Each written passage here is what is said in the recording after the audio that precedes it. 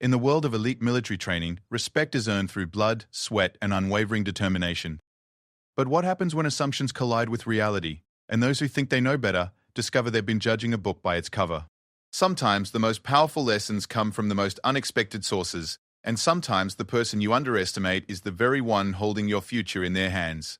The steam rose from the communal showers like morning fog over a battlefield, creating an almost mystical atmosphere in the concrete-walled facility. It was 0530 hours at Naval Special Warfare Training Center, and the day's grueling exercises had left everyone desperate for the cleansing relief of hot water. The shower room echoed with the sound of running water and exhausted breathing from the latest batch of SEAL candidates who had just survived another punishing day of Hell Week preparation. Marcus Thompson stepped into the shower area, his muscular frame bearing the fresh bruises and cuts that had become as familiar as his own reflection. Around him, his fellow candidates moved like walking wounded, each man pushing through the pain that had become their constant companion. The training was designed to break them, to separate the weak from the strong, and Marcus was determined to be among those who survived. As he reached for the soap, Marcus noticed something that made him pause. In the corner shower, partially obscured by the steam, was a figure that didn't quite fit the usual mold. Smaller in stature, with a lean build that spoke of endurance rather than brute strength. The person's back was turned, but something about their posture, the way they moved with quiet confidence, caught his attention. "Hey, rookie," called out Jake Patterson, a hulking candidate from Texas, who had made it his mission to establish dominance over anyone he perceived as weak. His voice carried the kind of authority that came from years of high school football and college wrestling. "You lost or something?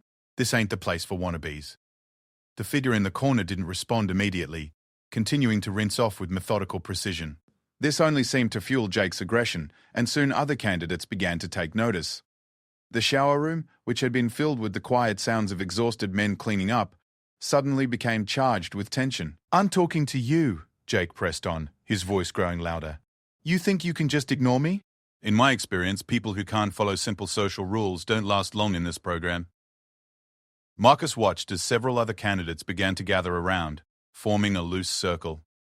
There was something primitive about it, like a pack of wolves sensing weakness. Among them was Ryan Martinez, a former Marine who prided himself on his ability to spot those who didn't belong, and Devin Clark, whose family had a long tradition of military service and who felt personally offended by anyone he deemed unworthy of the SEAL program. The figure finally turned around, and Marcus felt his assumptions crumble in an instant. It wasn't a young male candidate struggling to keep up with the program. It was a woman, probably in her early 30s, with the kind of calm, steady gaze that spoke of years of experience in countless battles won. Her presence was commanding in a way that had nothing to do with physical size, and everything to do with the quiet confidence that radiated from her very being. "Gentlemen," she said, her voice cutting through the steam and tension like a knife through silk. It was neither raised nor aggressive, but it carried a weight that made everyone in the room instinctively stand a little straighter. "Is there something I can help you with?" Jake's face flushed red, partly from embarrassment and partly from anger. He had expected to intimidate some scared rookie, not to be challenged by someone who clearly wasn't fazed by his intimidation tactics. "Yeah, there is." "You're in the wrong place. This is for SEAL candidates only." The woman's expression didn't change, but there was something in her eyes that made Marcus take a step back. It was the look of someone who had seen real combat, who had made life-and-death decisions under pressure, and who wasn't impressed by playground bullying tactics. "I see," she replied, reaching for a towel with movements that were precise and economical. "And you're determining who belongs here based on what criteria exactly?" Ryan stepped forward, his chest puffed out with false bravado. "Based on the fact that we've been busting our asses in this program for weeks and we know who's supposed to be here, I've never seen you in any of our training sessions." "That's interesting," the woman said, wrapping the towel around herself with a dignity that seemed to fill the entire room. "Tell me, what's the first rule of special operations?" The question caught them off guard. Devin, always quick to show off his knowledge, answered first. "Know your enemy." "Close," she said with a slight smile that didn't reach her eyes, but I was thinking more along the lines of never assume anything. Assumptions get people killed in the field. Jake wasn't backing down. His pride was on the line now, and with his teammates watching, he felt compelled to escalate. "Look, lady, I don't know what game you're playing, but this isn't some civilian gym. This is Navy SEAL training, and there are standards here." "Standards," she repeated, as if tasting the word. "What kind of standards are we talking about? Physical standards? Mental standards? Or are we talking about the kind of standards that judge a person's worth based on their appearance rather than their capabilities? The group was growing larger now, as more candidates emerged from their showers to see what the commotion was about. Word was spreading quickly through the facility, and soon nearly 20 men had gathered in a rough circle around the woman. The air was thick with testosterone and the kind of mob mentality that could turn ugly quickly. Marcus found himself caught between fascination and concern. There was something about this woman that reminded him of his commanding officers back in his previous unit. That same unshakable calm in the face of aggression, that same way of turning questions back on the questioner. But she was outnumbered and seemingly alone, and the mood in the room was becoming increasingly hostile. "You want to talk about capabilities?" Jake said, his voice rising. "Fine. Let's talk about the fact that you probably can't do half the stuff we've been doing. Can you carry a 200-pound wounded teammate? Can you handle the kind of psychological pressure they put us under? Can you make the hard decisions that need to be made when lives are on the line?" The woman was quiet for a long moment, and Marcus could see her weighing her options. She could try to diffuse the situation with humor. She could become defensive, or she could take a different approach entirely. What she did next surprised everyone. "Those are excellent questions," she said, stepping closer to Jake until she was looking directly up at him. Despite the significant height difference, somehow she seemed to loom larger than the muscular candidate. "And they deserve honest answers.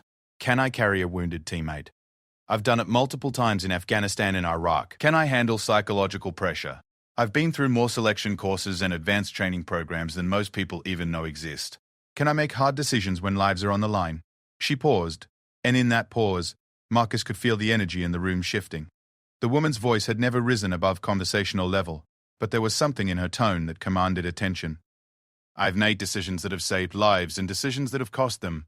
I've led missions that succeeded and learned from ones that didn't. I've been shot at, blown up, and pushed beyond what I thought were my limits more times than I can count. So yes, I believe I can handle the capabilities question."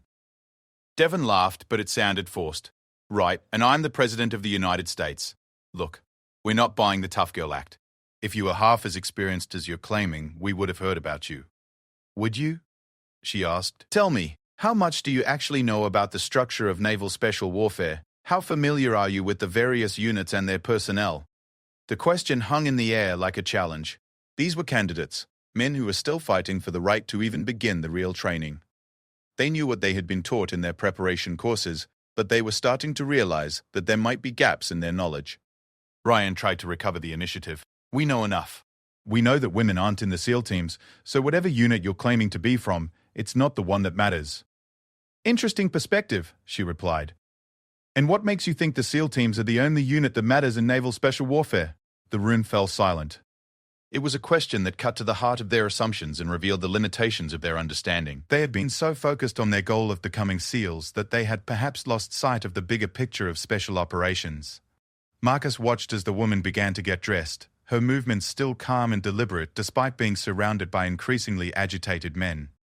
There was something about her composure that was starting to unnerve some of the candidates. People who had real experience, real confidence, didn't get rattled by verbal intimidation. Jake made one last attempt to assert dominance. "Okay, I'll bite. What unit are you from? And don't give me some classified nonsense. If you're really military, you can tell us your unit." The woman finished pulling on her shirt and turned to face the group one final time. When she spoke, her voice carried a note of finality that made it clear the conversation was ending. You want to know what unit I'm from? She asked, slinging her gear bag over her shoulder. "Fair enough. I'm Commander Sarah Chen, and I run the advanced training program that you'll be lucky to even qualify for if you manage to complete your current phase of training." The words hit the group like a physical blow. Commander. The rank alone was enough to make everyone in the room snap to attention, but the implications of what she had just said were even more staggering. That's impossible, Ryan whispered, but his voice lacked conviction. "Is it?" Commander Chen asked. "You've been assuming a lot of things since you walked in here. You assumed I didn't belong. You assumed I wasn't qualified. You assumed I was someone you could intimidate. How many of those assumptions have proven correct so far?" Jake's face had gone pale. The reality of what had just happened was starting to sink in. They had surrounded and attempted to intimidate a superior officer. In any other context, this would be a career-ending mistake. "Ma'am, we didn't know," Devon started to say, but Commander Chen cut him off with a raised hand. "No, you didn't know. And that's exactly the problem. In the field, not knowing can get you killed. It can get your teammates killed. It can compromise missions and put national security at risk. The fact that you didn't know isn't an excuse, it's a failing. She walked toward the exit, but paused at the doorway. Gentlemen, you're scheduled to begin advanced combat leadership training next week. I suggest you spend the time between now and then thinking about what kind of leaders you want to be. Leadership isn't about intimidating people who appear different from you.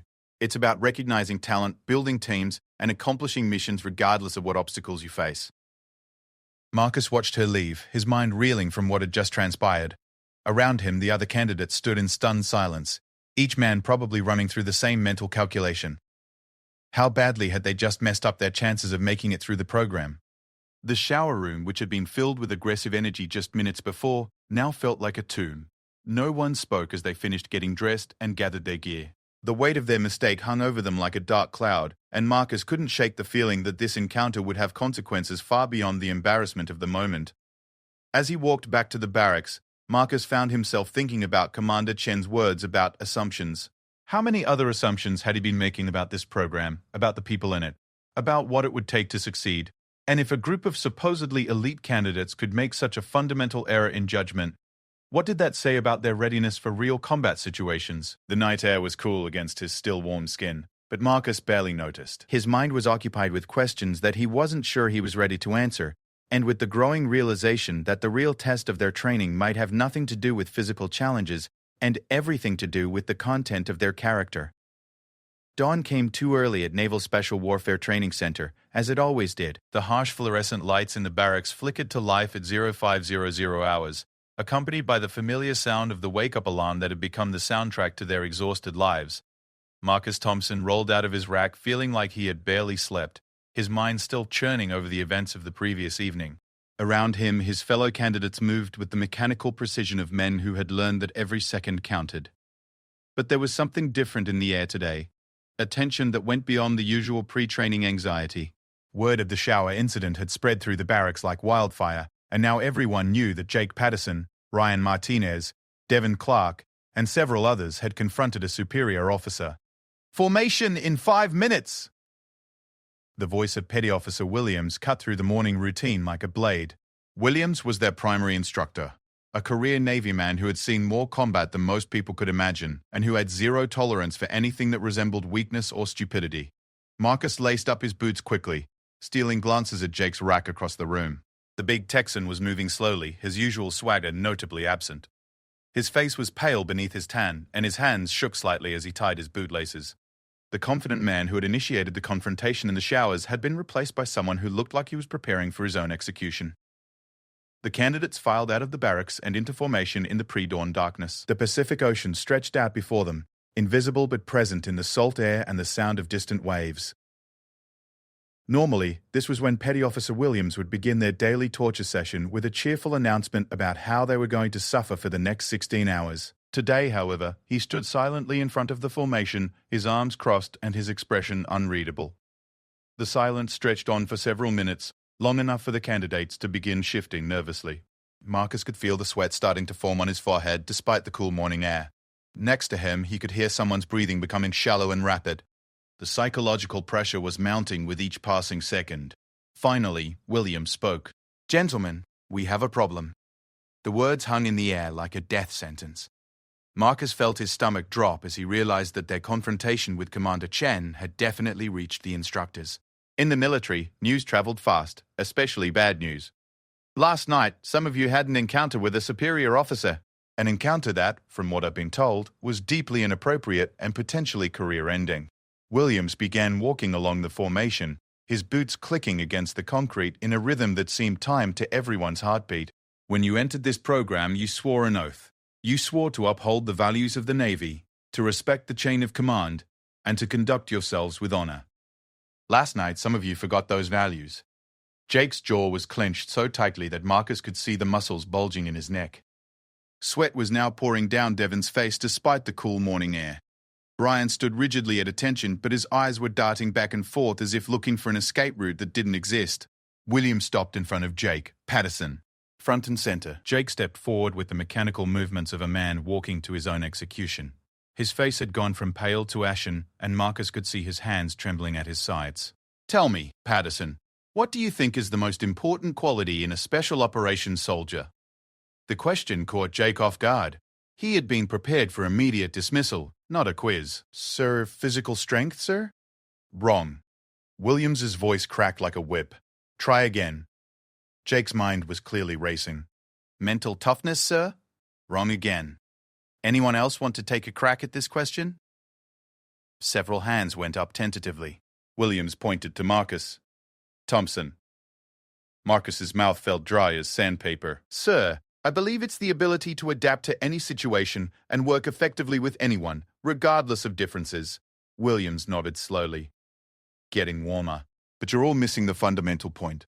The most important quality in a special operations soldier is judgment. The ability to quickly and accurately assess a situation and respond appropriately. Last night, some of you demonstrated a complete failure of judgment." He turned back to Jake. "You encountered an individual in the shower facility. Without gathering any information, without asking any questions, without exercising any of the critical thinking skills we've been trying to teach you, you made assumptions. And then you acted on those assumptions in a way that was disrespectful, inappropriate, and potentially dangerous." Jake opened his mouth to respond, but Williams cut him off with a gesture. "I'm not done, Patterson. Your failure wasn't just personal. It was a leadership failure. You influenced others to join your little mob. You created a hostile environment for a superior officer. And you demonstrated exactly the kind of thinking that gets people killed in the field." Williams turned to address the entire formation. "For those of you who weren't there, let me paint you a picture. Commander Sarah Chen is a 15-year veteran of naval special warfare. She has completed more training courses than most of you can name.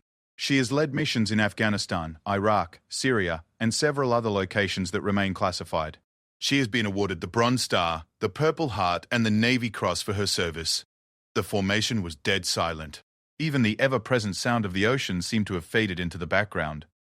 "Commander Chen is also in charge of the Advanced Combat Leadership Program, the program that you will enter if you successfully complete your current training, which means she will have a direct say in whether you continue your special operations career or find yourself reassigned to painting ships." Marcus felt a chill run down his spine that had nothing to do with the morning air. The full scope of what had happened was becoming clear. It wasn't just that they had disrespected a superior officer. They had potentially destroyed their own futures in the process. Martinez, Clark, Henderson, Brooks, front and center. The four men stepped forward to join Jake. All of them looked like they were about to be sick. Williams walked slowly in front of the five men. "You gentlemen are going to have a choice to make. You can pack your bags and leave this program right now, with a recommendation that you never be allowed near special operations again. Or you can accept an alternative consequence." The word alternative offered a glimmer of hope, but Marcus could tell from Williams's expression that whatever he was about to propose wouldn't be pleasant. Commander Chen has requested to meet with each of you individually. "She wants to understand how you think, how you make decisions, and whether you're capable of learning from your mistakes. These meetings will take place over the next 3 days, and they will determine whether you remain in this program." He paused, letting the weight of his words sink in. "But here's the catch. These aren't going to be friendly chats. Commander Chen is going to push you harder than you've ever been pushed. She's going to test every assumption you have about leadership, about teamwork, about what it means to be a special operations soldier. And if you don't measure up, you're gone." Jake finally found his voice. "Sir, what about the other candidates? The ones who weren't involved?" Williams smiled, but it wasn't a pleasant expression. "Excellent question, Patterson. The other candidates get to watch and learn, because while you five were busy making fools of yourselves, the rest of your teammates stood by and let it happen. In special operations, we don't have the luxury of bystanders. Everyone is responsible for the team's success or failure." The implications hit Marcus like a physical blow. He hadn't participated in the confrontation, but he hadn't stopped it either. In the eyes of the instructors, that made him just as culpable as the men who had actively harassed Commander Chen. "For the next 3 days, your training schedule is suspended. Instead, you'll be participating in a special program designed by Commander Chen herself. This program will test your ability to work together, your capacity for learning from mistakes, and your potential for growth as leaders." Williams turned and began walking toward a building that Marcus had never seen them use before. "Follow me." The formation moved as one, their boots creating a rhythmic pounding against the concrete that seemed to echo the beating of their hearts. As they walked, Marcus found himself studying his fellow candidates. Some looked terrified, others angry. and a few seemed to be trying to maintain their usual swagger, despite everything that had happened. The building they entered was different from their usual training facilities. Instead of the stark utilitarian spaces they were used to, this felt more like a corporate conference center. There were comfortable chairs arranged in a circle, whiteboards on the walls, and even coffee and water available on a side table. "Sit," Williams commanded, and they arranged themselves in the chairs. Moments later, Commander Chen entered the room. In the better lighting and without the steam of the shower facility, Marcus could see her more clearly. She was probably in her mid-30s, with short dark hair and the kind of lean, athletic build that spoke of years of serious physical training. But what struck him most was her eyes. They were intelligent and alert, with the kind of depth that suggested she had seen and done things that most people couldn't imagine. She was wearing standard military fatigues, but there was something in the way she carried herself that immediately commanded respect. This wasn't someone playing at being a soldier. This was a warrior who had earned her place through blood, sweat, and demonstrated excellence. "Gentlemen," she said, her voice filling the room without effort. "Yesterday you made some assumptions about me. Today, we're going to examine those assumptions and see what they reveal about your thinking processes." She moved to stand in front of the whiteboard and picked up a marker. "I want you to list everything you assumed about me when you first saw me in that shower facility. Don't worry about being politically correct or nice. I want honesty." The room was silent for a long moment. Finally, Jake raised his hand tentatively.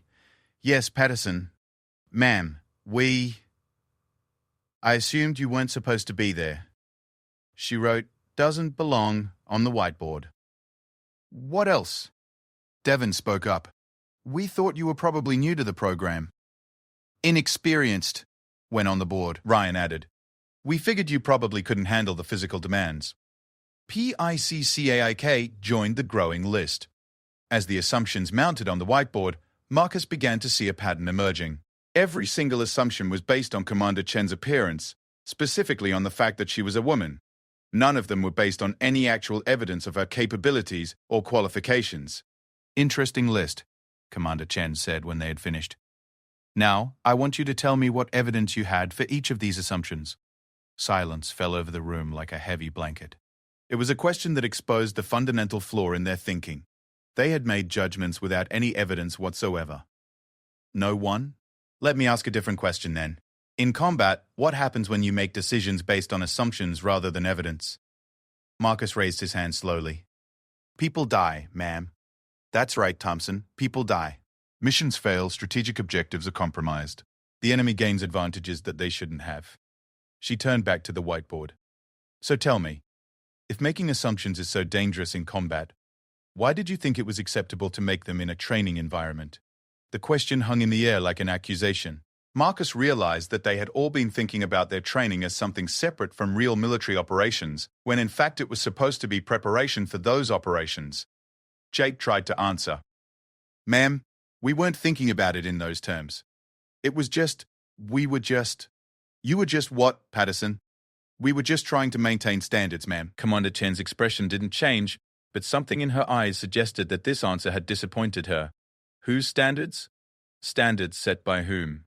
"Based on what criteria?" Jake looked confused. "Ma'am, the standards of the program."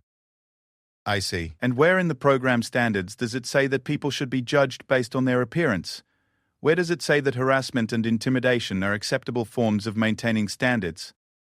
The questions were coming fast now, and Jake was clearly struggling to keep up. Marcus could see the sweat forming on his forehead as he tried to formulate an answer that wouldn't make his situation worse. "It doesn't, ma'am. The standards don't say that." "Then where did your standards come from, Patterson? What was the source of your authority to decide who belonged and who didn't?"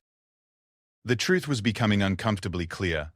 Their standards hadn't come from the program, from the military, or from any legitimate authority. They had come from their own prejudices and assumptions, dressed up in the language of military professionalism. Commander Chen turned to address the entire group. "Gentlemen, over the next 3 days, we're going to deconstruct your thinking processes. We're going to examine your assumptions, your biases, and your decision-making patterns. This isn't going to be comfortable, but it's necessary." She paused, looking each man in the eye. "Because if you can't learn to see past your own prejudices, if you can't learn to make decisions based on evidence rather than assumptions, then you have no business in special operations. The teams need soldiers who can work with anyone, anywhere, under any conditions. They need people who can see the world as it really is, not as they think it should be. Marcus felt a mixture of dread and anticipation. The next 3 days were clearly going to be unlike anything he had experienced in his military career. But he was also beginning to realize that this might be the most important training he would ever receive, not just for his military career, but for his life. Day 2 of Commander Chen's special program began at 0400 hours, an hour earlier than their usual wake-up call. Marcus Thompson found himself lying awake in his rack well before the alarm, his mind churning over the events of the previous day. The session in the conference room had been unlike anything he had experienced in his military career. Part psychology class, part interrogation, and part mirror held up to their deepest assumptions about themselves and others. The fluorescent lights flickered on with their usual harsh brightness, but today there was no Petty Officer Williams barking orders. Instead, a note had been posted on the barracks bulletin board. Report to Building C, Room 15, 0430 hours. Come prepared for field exercises. Field exercises at this hour suggested something intense was coming. Marcus pulled on his gear with practiced efficiency, noting that several of his fellow candidates looked like they hadn't slept at all. Jake Patterson in particular appeared haggard, his usual confidence completely shattered by yesterday's revelations about his own prejudices and poor judgment. The morning air was crisp and carried the salt scent of the Pacific as the candidates made their way across the base to Building C. Room 15 turned out to be an equipment room filled with gear that Marcus didn't immediately recognize. Ropes, harnesses, electronic devices, and what appeared to be sophisticated communication equipment. Commander Chen was waiting for them, dressed in full combat gear, and looking like she was ready for actual warfare rather than a training exercise. Her presence filled the room in a way that had nothing to do with her physical size, and everything to do with the quiet authority that seemed to radiate from her. Good morning, gentlemen. Today we're going to put theory into practice. Yesterday we talked about assumptions and evidence-based decision-making. Today you're going to demonstrate whether you've learned anything from that discussion. She gestured to the equipment around them. You're looking at gear for a simulated hostage rescue mission. Your objective is simple. Rescue 2 hostages from a fortified position while neutralizing any threats and minimizing civilian casualties. Marcus felt his pulse quicken. This was the kind of training they had all been hoping for, real tactical scenarios that would test their skills and prepare them for actual combat situations. However, Commander Chen continued, and something in her tone suggested that a significant complication was coming. There's a twist. This mission will be led by someone that some of you might initially assume is not qualified for the task. She stepped aside, and through the door walked a young woman who appeared to be in her early 20s. She was small in stature, probably no more than 5 feet 4 inches tall, with a slight build that made her look more like a college student than a military operator. She was wearing the same combat gear as everyone else, but it seemed to dwarf her small frame. The reaction in the room was immediate and uncomfortable. Marcus could see several of his fellow candidates exchange glances, and he knew they were all thinking the same thing. There was no way this young woman could lead them on a combat mission, even a simulated one. This is Lieutenant Sarah Martinez, Commander Chen announced. She will be your mission leader for today's exercise. She has completed Ranger School, airborne training, and has served 2 combat tours in Afghanistan. She is also an expert in close-quarters combat and has more actual hostage rescue experience than anyone else in this room. The silence that followed was deafening. Marcus could practically hear the mental calculations going on around him as each candidate tried to reconcile what they were seeing with what they thought they knew about military leadership and capability. Jake Patterson was the first to speak, though his voice lacked its usual conviction. Ma'am, no disrespect intended, but don't you think it would be more appropriate for someone with more experience to lead this mission? Commander Chen's expression didn't change. Interesting question, Patterson. What evidence do you have that Lieutenant Martinez lacks the necessary experience? Jake looked uncomfortable. Well, she looks pretty young and what? And she's small. The words hung in the air like an accusation. Once again, the candidates were making judgments based on appearance rather than qualifications or demonstrated ability. Lieutenant Martinez stepped forward. When she spoke, her voice was clear and confident, with just a hint of a Texas accent. Gentlemen, I understand your concerns. Age and size are legitimate factors to consider in any military operation. But they're not the only factors, and they're certainly not the most important ones. She moved to a table where a detailed map of the exercise area was spread out. Our target today is a 2-story structure with multiple entry points and an unknown number of hostile forces. Intelligence suggests that 2 civilian hostages are being held on the 2nd floor, but their exact location is not confirmed. As she began to outline the tactical situation, Marcus found himself impressed despite his initial reservations. Lieutenant Martinez spoke with the kind of detailed knowledge that could only come from real experience. She understood the complexities of urban combat, the challenges of distinguishing between hostiles and civilians, and the split-second timing that would be required for a successful mission. The key to this operation, she continued, is speed, precision, and adaptability. We need to be prepared for multiple contingencies, because the situation on the ground never matches the intelligence briefing perfectly. Ryan Martinez raised his hand. Ma'am, what's your plan for breaching the structure? Lieutenant Martinez smiled, and Marcus caught a glimpse of something that suggested she had been hoping for exactly this kind of question. That's where things get interesting. Instead of the traditional dynamic entry that you might expect, we're going to use a combination of distraction and stealth that takes advantage of the enemy's assumptions about how we'll approach the problem. She pointed to the map. The hostiles will be expecting us to come through the front door, or perhaps to rappel through the windows. Instead, we're going to create a diversion at the front while a smaller team enters through the basement. But here's the crucial part. The basement entry team needs to be small and quiet, which means it needs to be led by someone who can move through tight spaces without detection. The implications of what she was saying began to dawn on Marcus. Lieutenant Martinez wasn't just acknowledging her small size, she was turning it into a tactical advantage. Sir, Devon Clark spoke up. Wouldn't it make more sense to send our biggest and strongest people through the main entry point to overwhelm the enemy? That's exactly what they'll be expecting, Lieutenant Martinez replied. And in close quarters combat, bigger isn't always better. Sometimes what you need is someone who can move quickly through narrow spaces, who can make decisions under pressure, and who can coordinate multiple teams simultaneously. Commander Chen had remained silent during this exchange, but Marcus could see her watching carefully as the candidates struggled with their assumptions about leadership and capability. All right, gentlemen, Lieutenant Martinez said. Time to gear up. We have 30 minutes to prepare, and then we execute. The next half hour was a blur of equipment checks and mission planning. Marcus found himself assigned to the distraction team, which would create noise and apparent activity at the front of the building while Lieutenant Martinez led the stealth team through the basement. As they prepared, Marcus noticed something interesting happening among his fellow candidates. Despite their initial skepticism, they were beginning to respond to Lieutenant Martinez's leadership.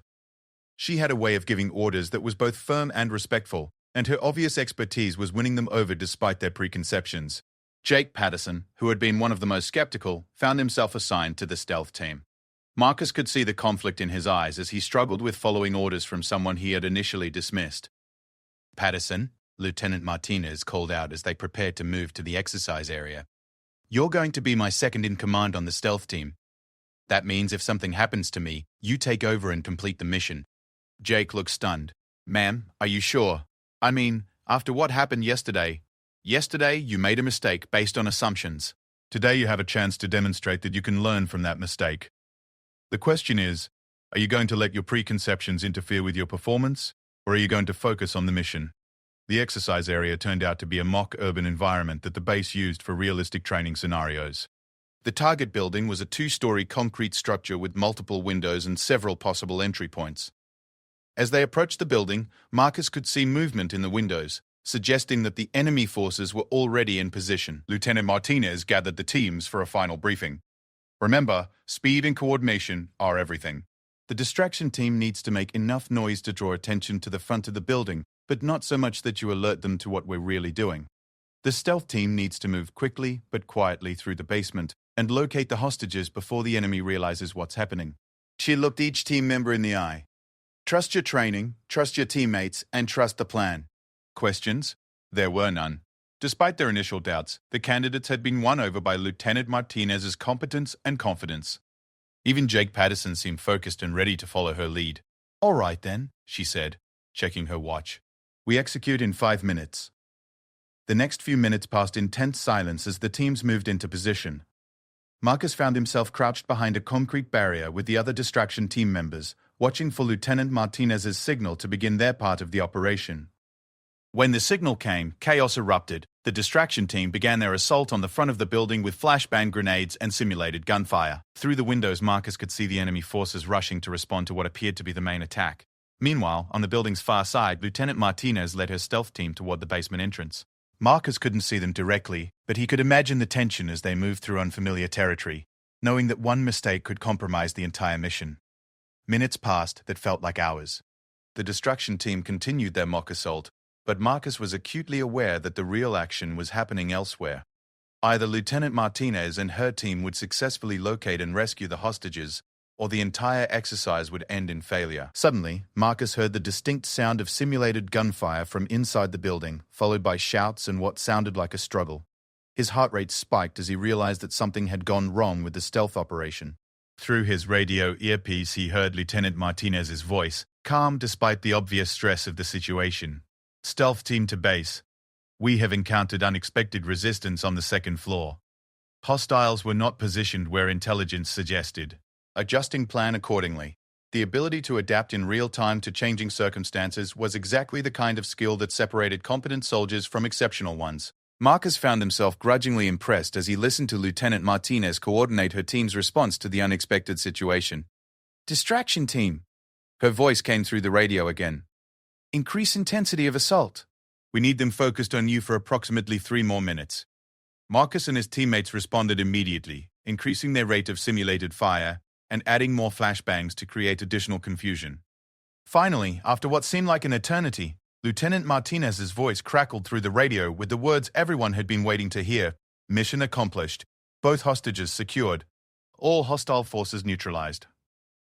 As the exercise concluded and the teams regrouped outside the building, Marcus could see a transformation in his fellow candidates. The skepticism and doubt that had been evident at the beginning of the day had been replaced by genuine respect for Lieutenant Martinez's leadership. Jake Patterson approached her as they removed their gear. "Ma'am, I owe you an apology. I let my assumptions cloud my judgment, and that was wrong." Lieutenant Martinez nodded. "Apology accepted, Patterson. But more importantly, you performed well under pressure today. You adapted when the situation changed. You followed orders even when they came from someone you initially doubted, and you helped accomplish the mission. That's what matters in the field." Commander Chen, who had observed the entire exercise from a nearby observation post, finally joined the group. "Gentlemen, what you experienced today is a small taste of what real special operations work is like. Missions don't always go according to plan. Intelligence is often incomplete or inaccurate. And success depends on your ability to work effectively with anyone, regardless of your initial impressions or assumptions." She paused, looking at each candidate in turn. "The question now is whether you've truly learned from this experience or whether you'll revert to your old patterns of thinking when faced with your next challenge." As they walked back to the base, Marcus found himself thinking about the lessons of the day. He had witnessed firsthand how dangerous assumptions could be, but he had also seen how quickly those assumptions could be overcome when confronted with evidence and real experience. The real test, he realized, wouldn't be whether they could perform well in a controlled training environment. The real test would be whether they could carry these lessons with them into the chaos and uncertainty of actual combat, where the stakes would be life and death and there would be no second chances for learning from mistakes. The third day of Commander Chen's intensive program began differently than the previous 2. Instead of the usual early morning formation, the candidates were awakened at 0200 hours by the jarring sound of simulated artillery fire. Red lights flashed throughout the barracks as speakers blared the unmistakable sounds of combat gunfire, explosions, and shouted commands in what sounded like multiple foreign languages. Marcus Thompson rolled out of his rack instantly, his training kicking in despite his grogginess. Around him, his fellow candidates were scrambling to orient themselves in the chaos. The red lighting made everything look like a scene from hell, and the cacophony of sound made it nearly impossible to think clearly. "What's happening?" Jake Patterson shouted over the noise, but before anyone could answer, the barracks door burst open and several figures in full combat gear entered, shouting orders in what Marcus now recognized as Arabic. "Everyone on the ground, now! Hands behind your heads." The enemy soldiers were obviously role players, but they were playing their parts with convincing intensity. Marcus found himself face down on the cold concrete floor, his heart racing as he tried to make sense of what was happening. This was clearly another exercise, but it was unlike anything they had experienced before. The level of realism was startling, and the sudden transition from sleep to what appeared to be capture was disorienting in a way that no amount of training could fully prepare someone for. The candidates were roughly hauled to their feet and marched outside into the pre-dawn darkness. Waiting for them was a truck with a canvas-covered bed, the kind used to transport prisoners. As they were loaded into the vehicle, Marcus caught a glimpse of Commander Chen standing in the shadows, watching the proceedings with an expression he couldn't read. The truck ride was deliberately uncomfortable and disorienting. The candidates were blindfolded, and the vehicle took a circuitous route that made it impossible to determine where they were being taken. The role players kept up a steady stream of intimidating chatter in multiple languages, creating an atmosphere of genuine menace. When the truck finally stopped, the candidates were dragged out and marched into what felt like a large enclosed space. The blindfolds were removed, revealing that they were in some kind of warehouse or aircraft hangar. The space was dimly lit and filled with shadows that could hide any number of threats. Standing in front of them was a figure that made Marcus's blood run cold. It was a man in his 50s, wearing the uniform of a foreign military force, with the kind of hard, weathered face that spoke of years of violence and conflict. When he spoke, his English was accented but perfectly clear. "Gentlemen, welcome to your worst nightmare." The voice belonged to Commander Chen. It took Marcus several seconds to process what his eyes were telling him. The intimidating foreign officer was Commander Chen in disguise. Her appearance so completely transformed that he had not recognized her, despite having spent the last 2 days under her instruction. "You are now prisoners of war," she continued, her voice carrying a harsh authority that was completely different from the measured tones she had used in their previous sessions. "You have no rights, no protections, and no hope of rescue. Your survival depends entirely on your ability to work together and make smart decisions under extreme pressure." The implications of what she was saying began to sink in. This wasn't just another training exercise. This was a full-scale simulation of capture and interrogation, the kind of experience that every special operations soldier hoped never to face but had to be prepared for. "Over the next 24 hours, Commander Chen continued, you will be tested in ways that will push you beyond what you thought were your limits. Some of you will break, some of you will fail your teammates, and some of you will discover strengths you never knew you possessed." The role players began separating the candidates, placing them in individual cells that had been constructed within the warehouse space. Each cell was barely large enough for a man to lie down, and the isolation was immediate and complete. Marcus found himself alone in a concrete box, unable to see or hear his fellow candidates. The silence was oppressive, broken only by distant sounds that could have been anything from machinery to human suffering. His mind began to race as he tried to prepare himself for whatever was coming next. Hours passed, or at least what felt like hours. With no windows and no clock, time became meaningless. Marcus tried to maintain his mental discipline by running through various scenarios and reminding himself that this was training, not real capture. But the uncertainty and isolation were taking their toll, exactly as they were designed to do. When his cell door finally opened, Marcus was almost relieved to see human faces again, even if they belonged to his captors. He was dragged to a small room where Commander Chen, still in her foreign officer disguise, sat behind a metal table. "Sit," she commanded, gesturing to a chair across from her. The interrogation that followed was unlike anything Marcus had experienced in his military career. Commander Chen, or the character she was playing, was skilled at psychological pressure, alternating between friendly conversation and harsh intimidation in ways that kept him constantly off balance. "Tell me about your teammates," she said during one of the friendly phases. "Who do you trust? Who do you think will break under pressure?" The questions were designed to create doubt and suspicion among the team members. Marcus realized that this wasn't just about individual resistance to interrogation, it was about maintaining unit cohesion under extreme stress. "I don't know what you're talking about," Marcus replied, sticking to the basic resistance techniques they had been taught. Commander Chen smiled coldly. "Of course you don't. But let me tell you what I know. I know that Jake Patterson has a tendency to make assumptions about people.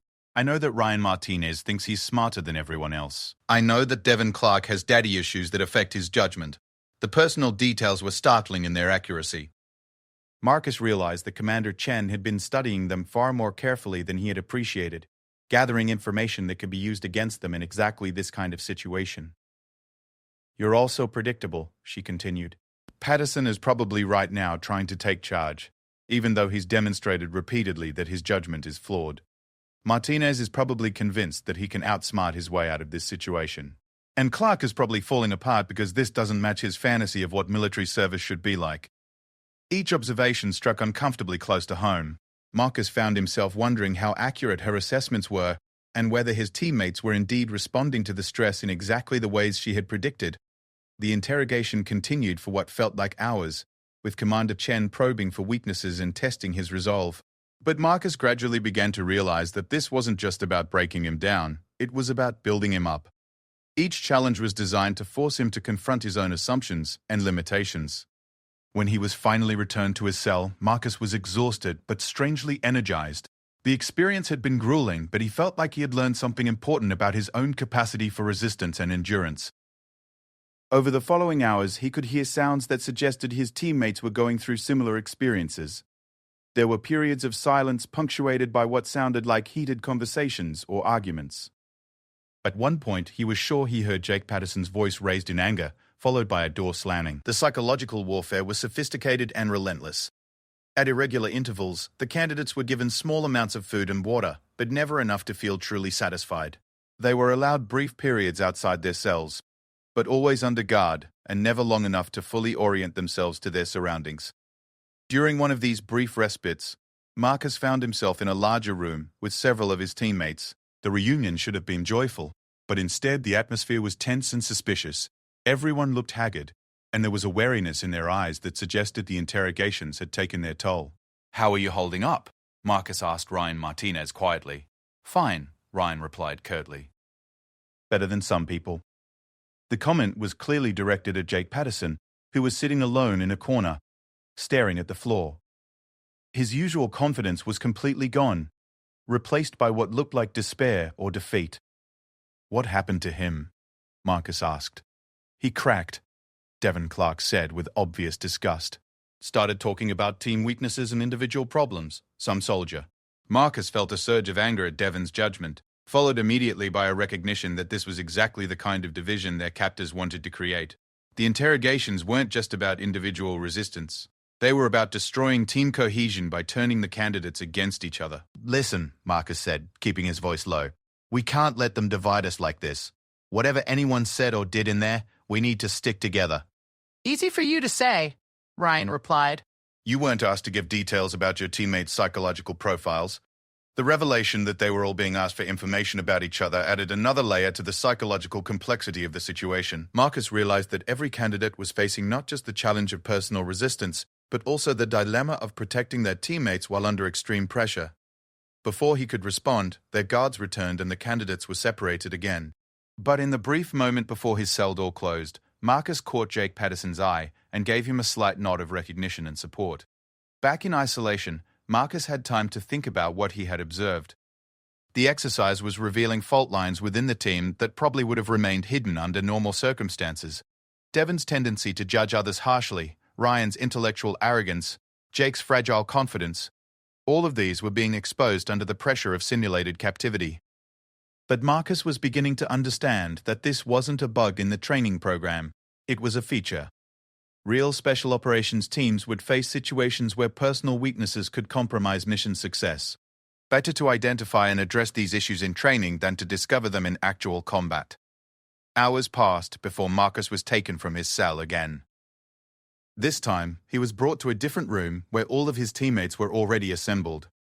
They looked terrible, exhausted, stressed, and suspicious of each other in ways that would have been unthinkable just days earlier. Commander Chen entered the room, still in her foreign officer disguise. "Gentlemen, you have now experienced a small taste of what capture and interrogation are really like. Some of you have performed better than others. Some of you have discovered things about yourselves that you probably wish you hadn't." She walked slowly in front of the assembled candidates. But the most important lesson isn't about individual resistance. It's about what happens to team dynamics under extreme stress. Because in the real world, you won't be facing these challenges alone. You'll be facing them as a unit. Jake Patterson raised his hand tentatively. "Ma'am, I know I didn't perform well in there. I said things I shouldn't have said." Commander Chen stopped in front of him. "What did you say, Patterson?" I gave them information about my teammates. Personal information that could be used against them." The admission hung in the air like a confession of betrayal.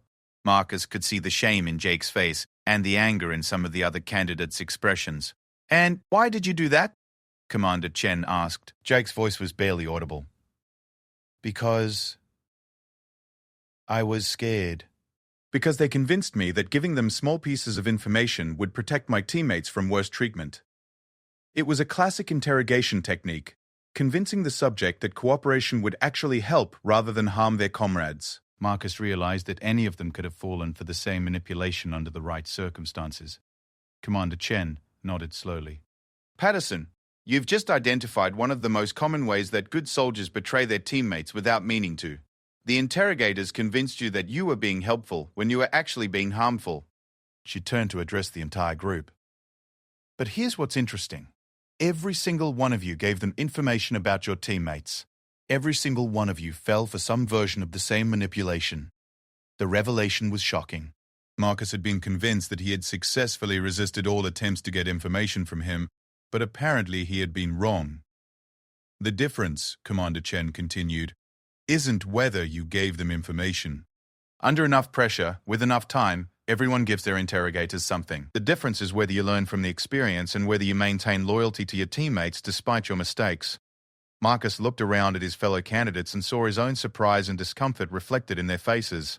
They had all been played by experts, and they were all struggling with the implications of their actions. The question now, Commander Chen said, is whether you can rebuild trust and unit cohesion after it's been damaged. Because that's what you'll need to do if you ever find yourselves in a real-world situation like this. As the exercise concluded and they were led back to their normal barracks, Marcus realized that the last 24 hours had been the most intense and revealing experience of his military career. They had been pushed to their limits and beyond, and in the process they had learned uncomfortable truths about themselves and each other. But they had also learned something else. That failure wasn't the end of the story. It was the beginning of the next chapter, the foundation for growth and improvement. The question now was whether they could take these lessons and use them to become the kind of soldiers who could be trusted with the most dangerous missions their country had to offer. 6 months later, Marcus Thompson found himself standing in the same conference room where his journey with Commander Chen had begun, but everything else had changed. The man who looked back at him from the mirror-polished surface of the conference table bore little resemblance to the candidate who had watched his teammates harass a superior officer in a shower facility. The Advanced Combat Leadership Program had been unlike anything Marcus had imagined. After the intensive 3-day course that had shattered their assumptions and rebuilt their understanding of leadership, the candidates had been thrown into a months-long crucible that tested every aspect of their character, judgment, and ability to work with others. Commander Chen entered the room, her presence still commanding but now familiar, in a way that no longer intimidated him. Over the past 6 months, she had pushed them harder than any instructor they had previously encountered. But she had also demonstrated a level of commitment to their development that went far beyond simple military training. "Gentlemen," she said, addressing the 7 candidates who had successfully completed the program, "today marks the end of one journey and the beginning of another." Marcus looked around at his fellow graduates. Jake Patterson was there, transformed from the arrogant bully who had initiated the shower confrontation into a thoughtful leader who had learned to question his own assumptions. Ryan Martinez had channeled his intellectual arrogance into analytical skills that made him an invaluable team member. Devin Clark had overcome his rigid expectations about military service and learned to adapt to unexpected challenges. Not everyone had made it. 3 candidates had washed out during the program, unable to overcome their prejudices or adapt their thinking to the demands of modern special operations. Their departure had been painful but necessary reminders that personal growth was not automatic, and that some people were simply not suited for the responsibilities they were seeking. "Before we discuss your next assignments," Commander Chen continued, "I want you to think back to where you were 6 months ago. What were your assumptions about leadership, about teamwork, about what it means to serve with distinction?" Jake Patterson raised his hand. "Ma'am, 6 months ago I thought leadership was about being the biggest, loudest, most intimidating person in the room. I thought respect was something you demanded, rather than something you earned. And now? Now I understand that real leadership is about creating an environment where everyone can contribute their best efforts regardless of what they look like or where they come from. It's about making decisions based on evidence and capabilities rather than assumptions and prejudices." Commander Chen nodded. "What else?" Ryan Martinez spoke up. "I used to think that being smart meant having all the answers. Now I understand that being smart means asking the right questions and being willing to admit when you don't know something." Devin Clark added, "I thought military service was about following a predetermined script, about knowing exactly what to expect and how to respond. I've learned that real military service is about adapting to constantly changing circumstances and working effectively with people who might be completely different from yourself." Marcus listened to his teammates' reflections and realized how much they had all grown. The men sitting in this room bore little resemblance to the candidates who had made such fundamental errors in judgment 6 months earlier. "Outstanding," Commander Chen said. "Now let me tell you about your next challenge." She moved to a whiteboard and began sketching out an organizational chart. Each of you will be assigned to a different special operations unit. Some will go to SEAL teams, others to special forces, others to specialized units that most people don't even know exist. The prospect was both exciting and terrifying. After 6 months of intensive training together, the idea of separating and joining established teams was daunting. But here's the important part, Commander Chen continued. You won't be joining these teams as junior members who are expected to simply follow orders and keep quiet. You'll be joining them as leaders who are expected to contribute immediately to mission success. She turned to face them directly. The skills you've developed over the past 6 months, the ability to work with anyone, to question assumptions, to adapt to unexpected circumstances, these are exactly what these teams need. The military is changing, and we need leaders who can change with it. Marcus felt a surge of confidence mixed with responsibility. 6 months ago, he had been a candidate struggling to survive a training program. Now, he was being told that he was ready to lead other soldiers in actual combat operations. Sir, Ryan Martinez asked, what about the teams we're joining? How will they react to having new leaders assigned to them? Commander Chen smiled. That's an excellent question, Martinez. And the answer is that some of them won't be happy about it. Some of them will test you, challenge you, and try to determine whether you're worthy of their respect. She paused, letting the implications sink in. But you now have something that most new team leaders don't have. You have the experience of being completely wrong about someone and learning from that mistake. You understand what it means to let assumptions cloud your judgment, and you know how dangerous that can be. Jake Patterson nodded. So, we'll be better prepared to recognize when others are making the same mistakes we made. Exactly. You'll be able to see past surface appearances and focus on capabilities. You'll be able to build teams that include people who might not fit traditional expectations, but who bring unique skills and perspectives to the mission.